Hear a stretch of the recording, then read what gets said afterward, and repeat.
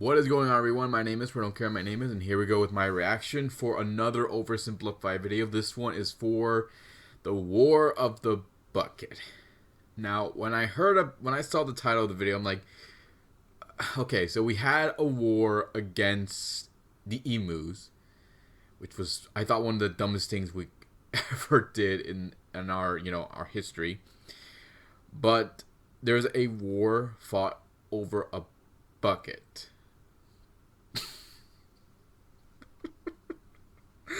Oh god, that is the dumbest thing I ever heard. But you know what? As someone that studies history, we have fought for dumber things. So fighting for a bucket, that is something I didn't expect. But yeah, let's find out what the hell the War of the Bucket is supposed to be.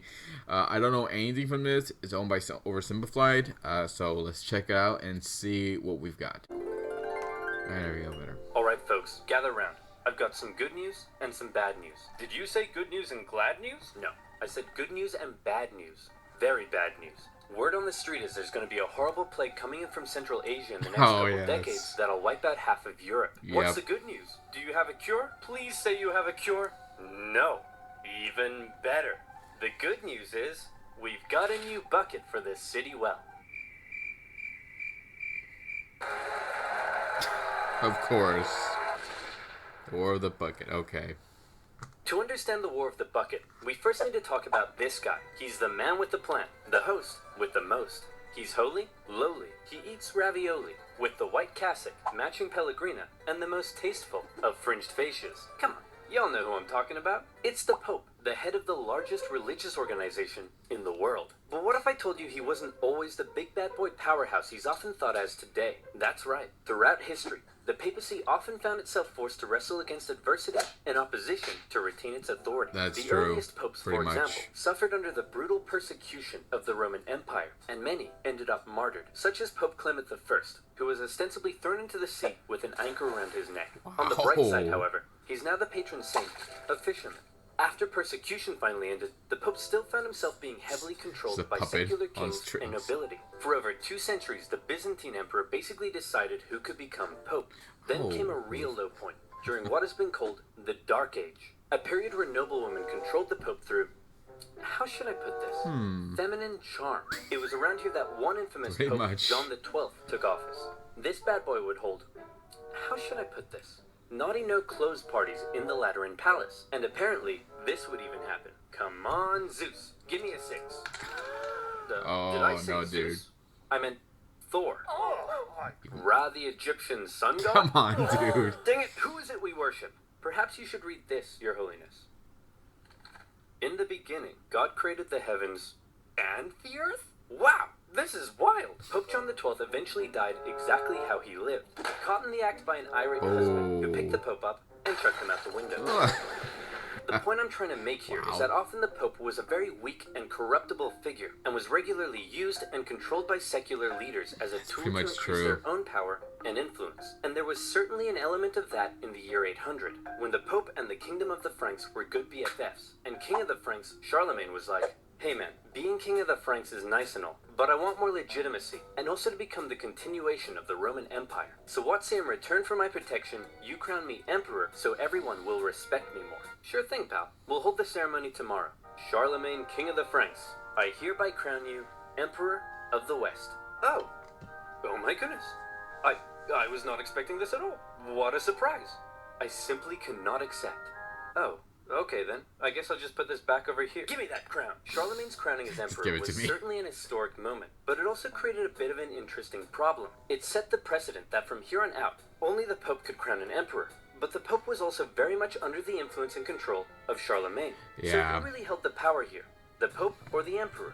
I'm sure that this conflict won't cause anyone to die. Bishop of Freising, we want to thank you once again for visiting our wonderful city. It's been an honor. The pleasure is all they're gonna show the bucket, and what a wonderful tour it's been. I've seen the city walls, I've seen the towers. Nothing could top that. Oh, couldn't it? Because we saved the best for last. Ta-da! Of course. Yes. The freaking bucket. Very interesting. Isn't it the greatest thing you've ever seen? Well, I mean, it is just a bucket. Oh, dude, run. Get him out of here! Poor guy. Over time, Charlemagne's position as emperor and the kingdom of the Franks gradually evolved into the Holy Roman Empire. And by now, the Pope and the Emperor weren't such good friends anymore, since neither could agree on who was the boss of who. To make matters worse, the Emperor had taken to investing his own bishops and abbots. What does that mean? Well, allow me to explain. The problem for the Holy Roman Emperor was his empire wasn't really an empire, so much as a nightmarish federation made up of hundreds of counties, duchies, bishoprics, and more. The princes in charge of these local regions often didn't give the emperor their loyalty. The German nobility spent a lot of their time rebelling against the emperor, and the emperor spent a lot of his time trying to put down those rebellions. Can we get rid of them? Who? All the nobility. Get rid of them and pick new ones who are loyal to me. You can't just remove noble families from their territory. Please. Oh, I can't say no to that face. Some of those territories are ruled by bishops and abbots, and as Holy Roman Emperor, considered by many to be the deputy of Jesus Christ himself, perhaps you can choose who gets to become bishop and abbot. Yay! Now it's time to turn out the lights and go to sleep. Aww. Okay, I love you. Okay, good night. Say it back. And so it was. The emperor invested his own family and loyal followers into powerful church positions, and thereby was able to increase his own power and authority. Not only that, but the emperor and other nobility were also engaging in something called simony. That's when someone would come along and say, hey, I want to become a bishop and get all the personal riches that come with the position. Perhaps we could come to some kind of arrangement. That's right. Bribery. Church positions were actually being sold to the highest bidder. And let me tell you, they probably didn't come cheap. It's going to cost you a lot more than this. Really not surprising, guys. So. I've got a promo code. Oh, gotta skip this part. Speaking of church positions, authority and power. Wait a minute. This is depravity. The purpose of the church isn't for him to increase his own authority and power. It's for me to increase my own authority and power. What about Jesus, Your Holiness? What? I thought the purpose of the church was to spread the good message of Jesus Christ. How drunk are you? Very. Yeah. Alright, the results for the election of Chief Magistrate are in. Giovanni Kablami, 1%. Spaghetti Jeff, oh gee, 2%. I wonder who got the majority. 1 trillion %. Around the year 1050, It's ridiculous, a freaking bucket. Came along, and they said enough was enough. They wanted to stop the emperor from abusing the church and investing his own church officials. Sadly, the church would become the ones that would abuse your power. Who becomes pope. Remember the circular power division? If you try to stop me, I'll just oppose you and pick someone else. Oh no, I've contracted tuberculosis. Oh, well, that sucks for him. And just like that, the emperor was dead. His 6-year-old son, Henry IV, took over. And as we all know, child emperors equal opportunity. The church had an opening to take exactly back control a picture of I the would papacy. use for that. Hey man, I hope you don't mind, but we're changing the rules so that only the church cardinals can elect the pope, and you no longer have any say in the matter. You know, if that's cool with you. I peed my pants. Okay, great talk. I guess that's then, a yes. With the position of the Pope a little more secure, he held a big meeting where he drew up a big list of all the reforms and new powers he was giving himself. And it included some pretty gnarly stuff. Okay, first, I have the power to depose emperors. Everyone cool with that? Okay, that works. Let's see. Only I can depose or reinstate bishops. Yeah? Yeah, okay. Alright, no one can judge me. All princes shall only kiss my feet. What? Only my name shall be spoken in the churches. What my the name hell? is the only name Dude, in the world. Okay, I think you're done. Yeah. These were all some pretty radical powers hell? the Pope was giving himself. And with these reforms, the Pope was basically telling the Emperor, you no longer have the right to choose your own bishops and abbots. Only I can do that. When the Emperor, now a full-grown man, heard the news, he was furious.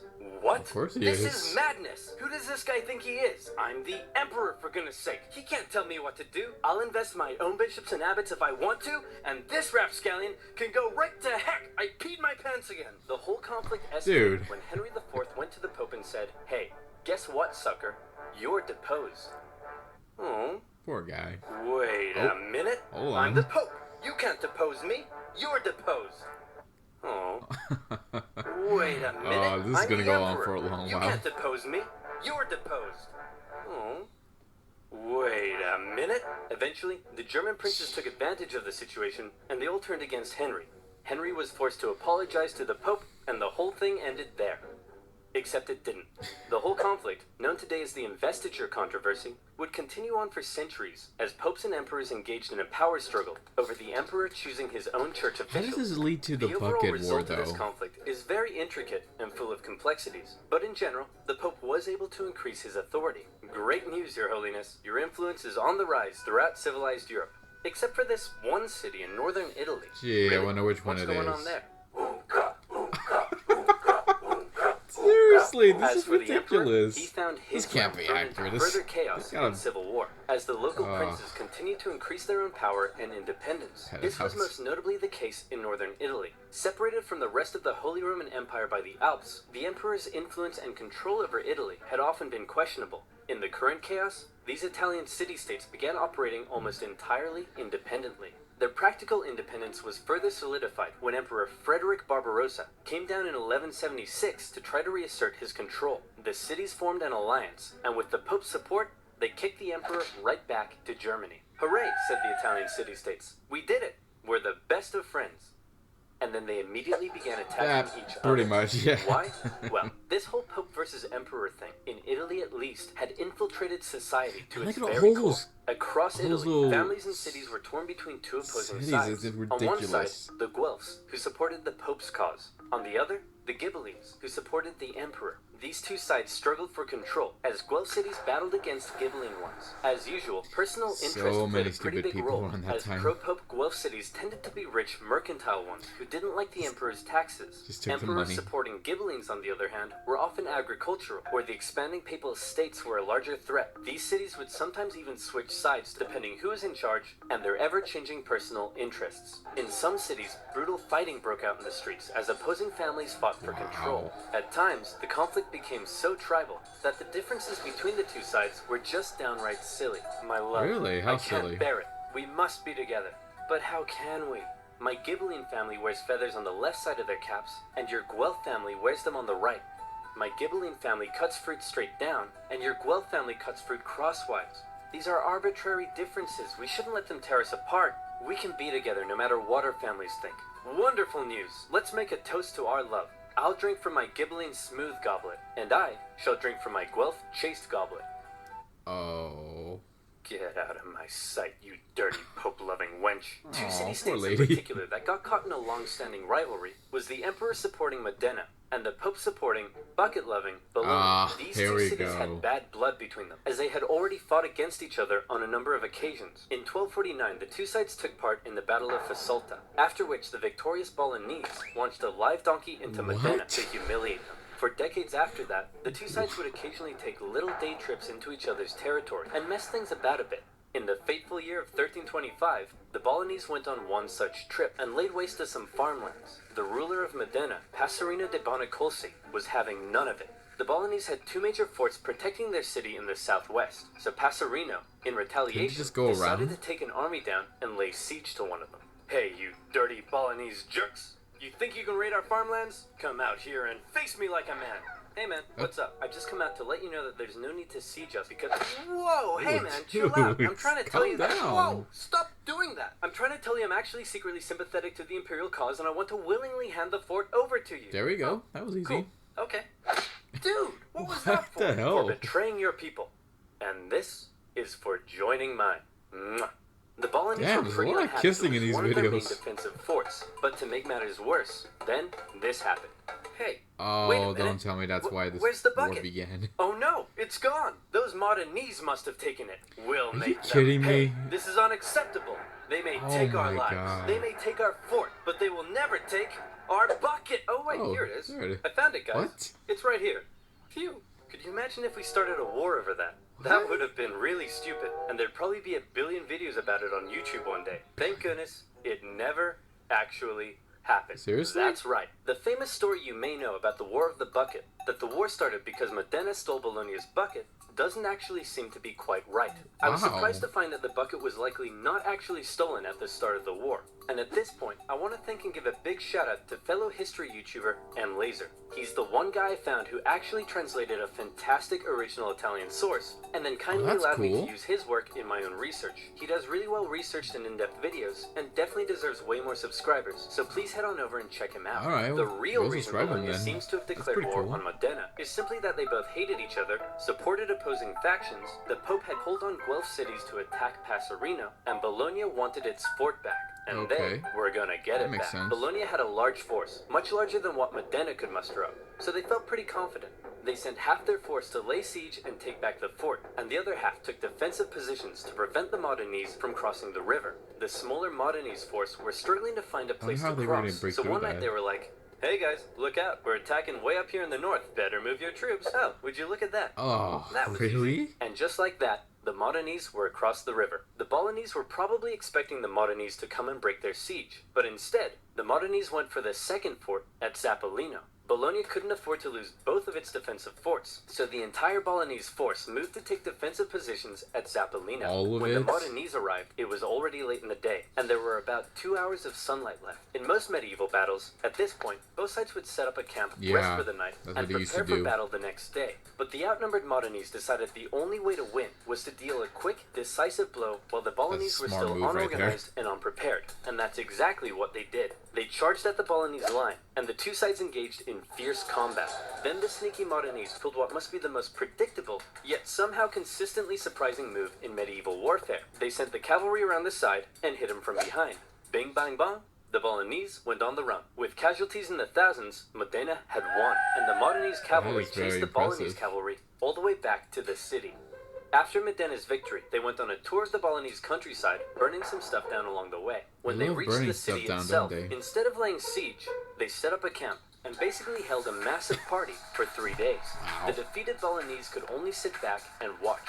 As the Modenese force began packing up and getting ready to leave, they noticed something. Oh my god. Oh, Hey, really? check this out. No way. Are you kidding me?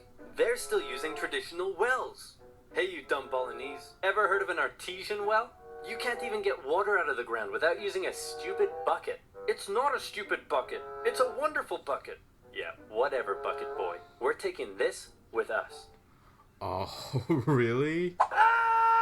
So Modena stole Bologna's bucket and put it up on display in their That's cathedral, amazing. eventually moving it to the city hall, where it remains on display to this day. Wow, the two that cities is came to a pretty peace cool. settlement a few months later. Bologna would have to pay heavy war reparations, and in exchange, Modena would return all conquered territories. Modena kept the bucket.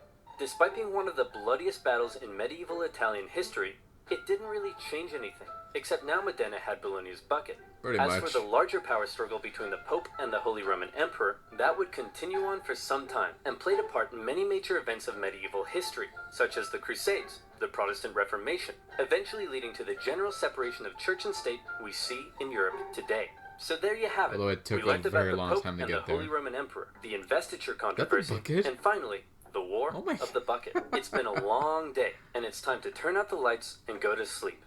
Okay, I love you. Okay, good night. Say it back. Say it back! Yeah, I have to be honest with you. I thought that the whole war for the bucket thing was gonna be stupid. I mean, it is, but apparently that's not why they were fighting. They were not fighting because one side stole the other side's bucket. It was because they just simply hated each other. So good. And also, yeah, the whole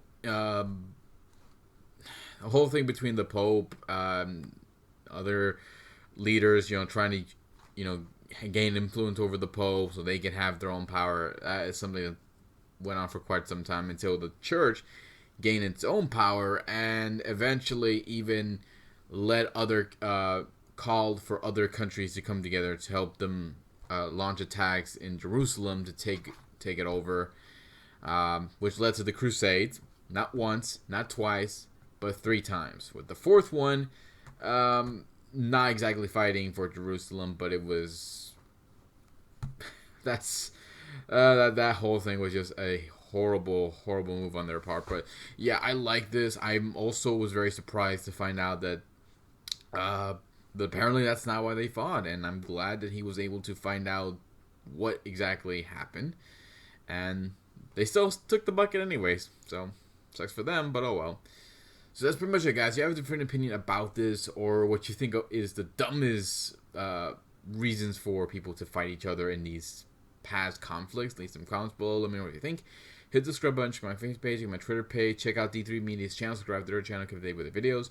Check out OverSimplified's channel, subscribe to their channel, keep up to date with their videos. And until then, guys, take care, be safe, love y'all, goodbye.